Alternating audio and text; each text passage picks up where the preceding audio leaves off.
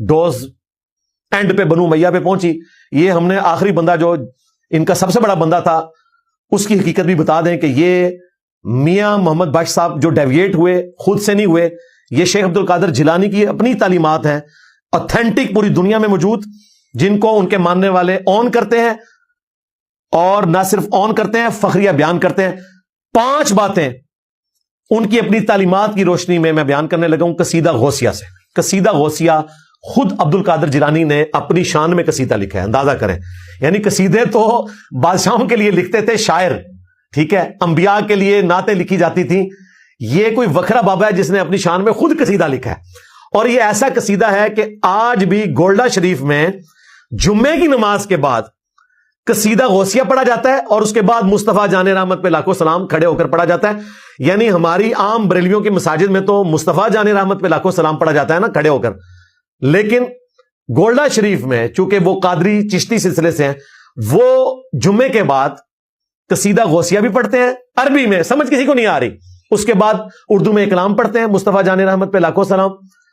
اور مجھے اس لیے پتا ہے کہ میں انجینئرنگ یونیورسٹی میں جب پڑھتا تھا ٹیکسلا میں, تو وہاں سے ہم ٹرین میں بیٹھ کے جب تک جمعے کی چھٹی ہوتی تھی تو جمعہ پڑھنے کے لیے گولڈا آیا کرتا تھا.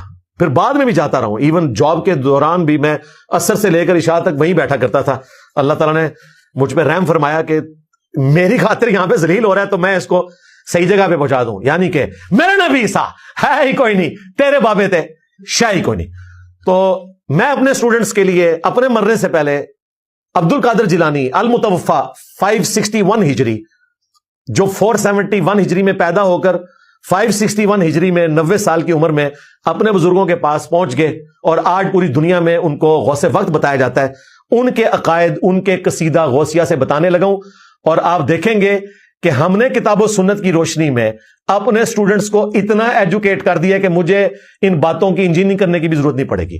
نہ صرف اپنے اسٹوڈنٹس کو بلکہ میمز کی برکت سے اپنے مخالفین کو اور ان کے چاہنے والوں کو بھی ایجوکیٹ کر دیا ہے. میں آپ کو یہ پڑھ کے سناتا ہوں 5 باتیں قصیدہ غوثیہ کی, آپ دیکھیں کہ ان کے ماننے والے ان کے ساتھ کیا کریں گے. یہ بھی نہیں کہہ سکتے کتابیں بدل گئی ہیں, یہ پڑھا جاتا ہے, آن کیا جاتا ہے. قصیدہ غوثیہ اور بہجت الاسرار, یہ کتاب ان کے سارے فضائل کمالات کو کور کرنے والی ہے. یہ سنیں, وہ کہتے ہیں قصیدہ غوثیہ میں سیدنا حسن کی اولاد سے ہوں, میرا خاص مقام ہے. میں عربی میں نہیں پڑھ رہا, ترجمہ بیان کر رہا ہوں, بریلویوں نے پرنٹ کیا ہوا ہے ورنہ ٹائم زیادہ لگ جانا تھا. تمام اولیاء کی گردنوں پر میرے قدم ہے. یعنی عبد القادر جیلانی خود کہہ رہے ہیں کہ تمام اولیاء کی گردنوں پر میرا قدم ہے. تمام رجال